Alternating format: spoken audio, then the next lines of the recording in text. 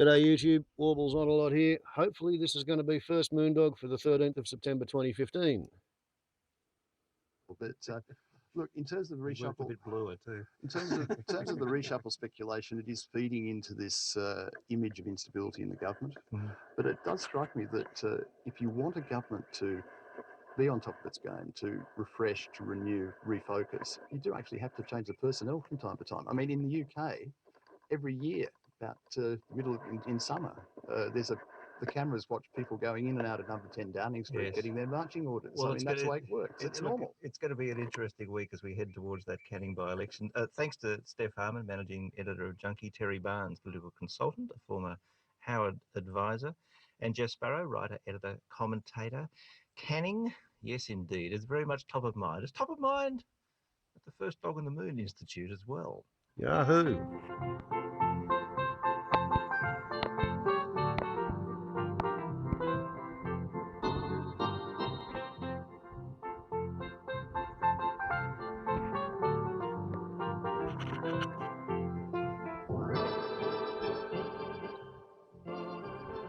Hello, Patriots, and welcome to First Dog on the Moon's Guide to Modern Living. I'm the Walkley Award-winning editorial cartoonist for The Guardian Australia, First Dog on the Moon.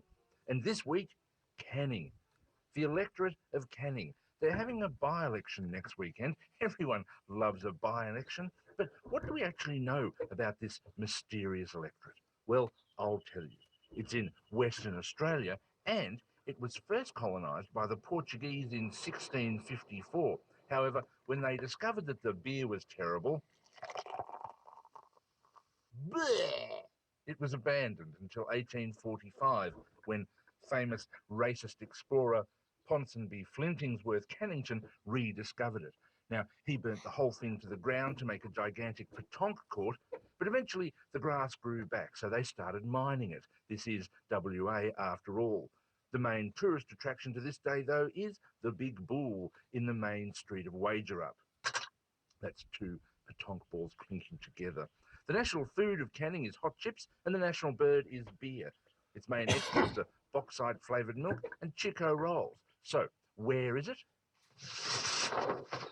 Just take a look at my map here. If you picture Australia as a sort of enormous four-legged animal with its front end, its eyes and ears in southern Queensland, and its nose around about Coffs Harbour. Obviously, the front legs are in Victoria and the rear legs in Western Australia. And perhaps Tasmania is an adorable little baby one of these creatures, or a weird growth on its leg.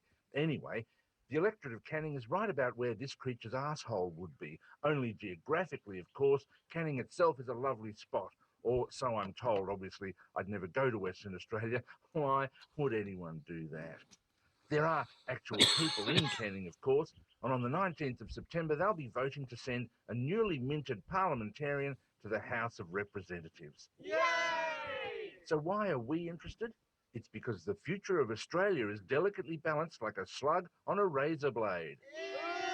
Ew! Canning is currently held by the Liberal Party on a margin of almost 12%, and this by-election is critical to the Tony government, who are campaigning heavily with their candidate, former army person Michael Hastie. Now, Mr. Hastie refused to answer questions this week on his position on creationism, which suggests that he believes God put the dinosaurs in the ground just 5,000 years ago. Good times, everyone. With a margin of 12%, the coalition should win. But it's not that simple. You see, the Labor Party don't actually want to win in Canning. They're doing what is called running dead. And I know that sounds like what they're doing all over the country. However, in Canning, it's a little bit different. Only Tony really wants to succeed. The Labor Party don't want to do well because if they do, Tony, who is so incredibly unpopular, with every sentient creature on the face of the earth, including moss and sticks, he will be eaten alive by the party.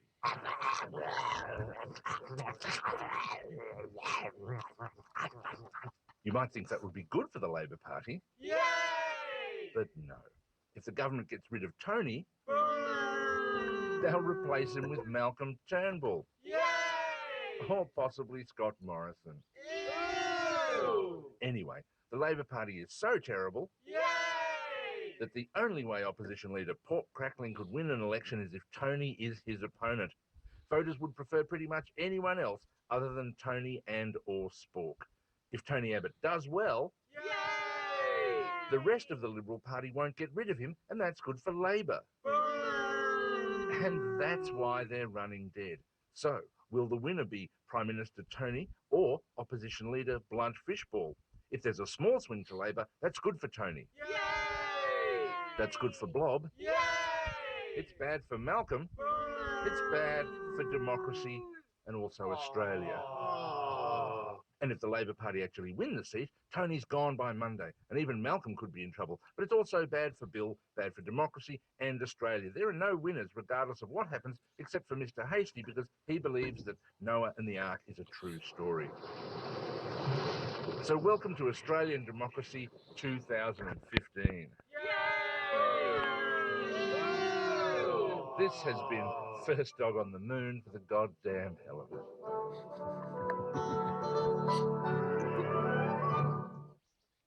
Well, yeah, there you go. He pretty much said everything that you could say about the Canning by-electorate. Absolutely. The worst thing that could happen for the Labor Party at the moment would be a 15% swing to Labor, because that would mean that Malcolm of the Turning Bull would be the next Liberal Party defender. Don't know how the Liberal Party would square that with all of the shit they had to say about the Rudd-Gillard-Rudd musical chairs or swivelling office chair policy that the Labor Party had. It was all terribly wicked when the Labor Party did it, but I think the Liberal Party are going to be very, very happy to see the back end of Tony. Of course, Tony's now decided that in his wisdom as a great world military leader, he's going to get the Royal Australian Air Force. I think they're flying out of Abu Dhabi in the United Arab Emirates. He wants them to start bombing Syria as well as bombing Iraq. This is because Tony Abbott has the firm belief, faith-based belief, that it's possible to bomb an enemy into submission by demoralising the population so that they will refuse to support or obey the regime that you don't really want to see being there. This is known as Douhet's theory of frightfulness, and it was first published back before the First World War. I think it might have been 1919, but the theory was that you could fly over the enemy enclave and you could knock out all of their water supplies and power supplies and sewage systems, stop them from being able to deliver fuel or water or food to the householders, and therefore the householders would rise up and revolt, refuse to obey orders. It appeared to have a little bit of truth to the concept with the bombing of Guernica during the Spanish Civil War in the 1930s, and it also appeared to have an element of truth to it during the battle for France, really. Fair bit of it went on in Poland too, but nothing like in France, where the Luftwaffe actually flew up and down, creating nuisance raids by dropping bombs and machine gunning the refugees on the road, so that the French and English military weren't able to move their forces around on interior lines, because the interior roads were jam-packed full of refugees running away from the Stukas. So for a while, people thought the theory of frightfulness was looking very good, and the English spent a lot of time being terrified of the idea of Germany raiding their cities with gas.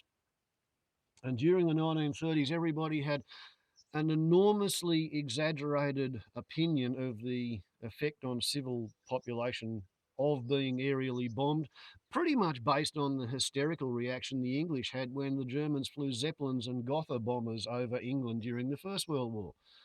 Like at a time when they were cheering at 60,000 casualties in one day on the first day of the Somme, they were shitting blue lights because somebody dropped a 20-pound bomb and knocked down a chimney in Wall's End. But, that was over the top of their homeland and boohoo and sob.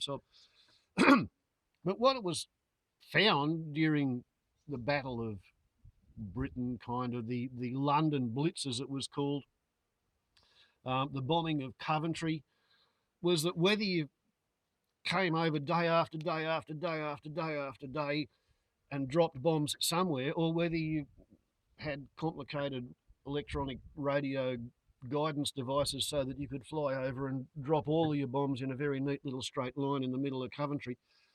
There was always somebody who would pick a camera angle where they could get a lot of destruction in the foreground, a fire in the background, burning buildings, streets littered with bricks and glass, and maybe an ambulance with somebody bleeding in the foreground. And they would write a story as if that was the whole city rather than that was one tiny little place in the city. So what happened with the London Brits was that the English did not get rid of Winston Churchill.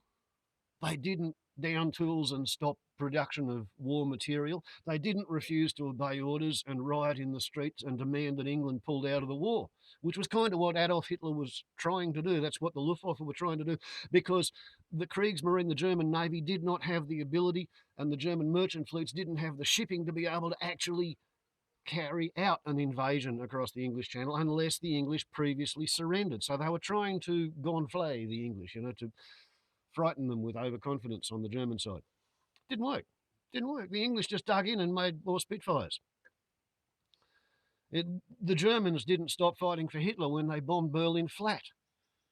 Bombing from the skies doesn't achieve anything except to weld the population harder onto the regime you're trying to get rid of. So Tony Abbott's got that one exactly backwards. The other thing he's doing is he's sending classic Hornets into combat.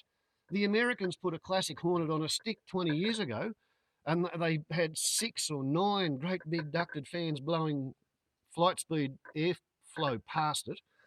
And then they use high-speed cameras to shoot at it and find out what its weak points are. The classic Hornets that he's wants to go off and have an actual war with, they've got a fuel tank between the hot end of the 2 engines, and one rifle bullet turns it into a flaming meteor.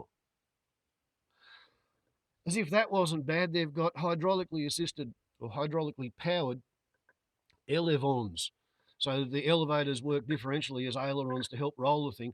And all of those hydraulic lines are not triplicated, and they're in vulnerable parts of the aircraft. So if anybody flying the RAAF classical Hornets manages to have an engine failure or some problem that brings them down within range of the anti-aircraft capacity of ISIL, they're up shit creek. We're going to have Australians captives by ISIL. And when the Greens asked the Minister for Defence or his spokesman, what's the plan if an Australian goes down? Oh, well, we have a CSAR plan, lying in our drawer ready to put into action. That's combat search and rescue.